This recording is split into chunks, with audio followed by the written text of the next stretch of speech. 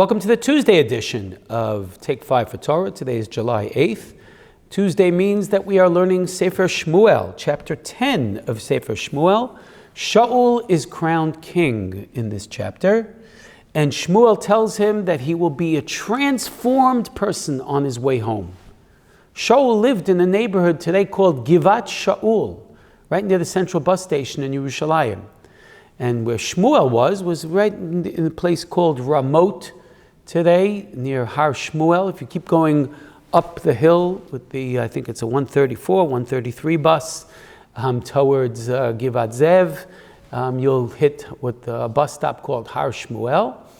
And that's where Shmuel was. So it's quite a distance, but not one that is impossible to reach in one day or even in one afternoon. Shmuel tells Shaul, on your way home, you will see a man who has 3 goats, you'll see another man who has 3 loaves of bread, and you will see another man with a jug of wine. They will give you these gifts, and then you will run into a group of prophets, and you will be transformed. And people looked at the transformation of Shaul, and they said, Hagam Shaul Banavim? People understood that he had a prophetic streak in him. And these 3 gifts were not simply at random. A few weeks ago, we read about Parsha Shlach, that the scouts who were sent into Israel couldn't fathom that we could ever get into the land of Israel and deserve the food we need, that's grain, to deserve the rain we need, that's the water that followed them in the desert, in the Be'er. The grain was actually dropped from the heavens in the form of man, and they felt unprotected. We could never protect ourselves like God's protection of us in the desert with the Ananei Kavod, the clouds by day and the pillar of fire by night. We are doomed in this land. We won't be able to deserve receiving this land. So right after they were told they would all die in the desert, God gives them 3 mitzvahs. Libations, to remove challah from baked products, and the mitzvah of tzitzis.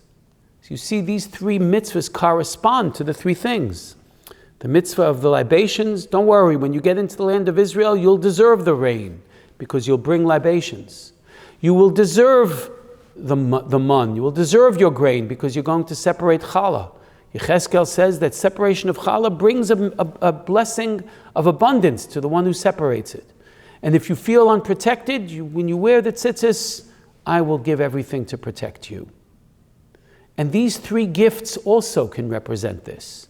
The 3 goats it doesn't say goats, it says gedoyim, which can mean lambs as well, where you take the hair of these animals to make the tzitzis, and you will see man give you 3 loaves of bread, that's keneged the grain, the man, and you will see someone give you a jug of wine, that's keneged the libations.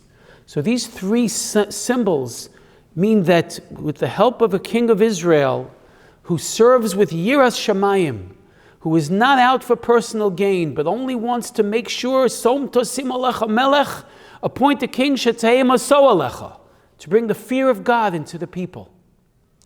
That such a person will be able to harness this great power from above, to assure that the people have everything they need, the protections they need. He'll protect us from the Plishtim. He will assure that there is abundance, and there will be all the grain that people need to put food on their tables.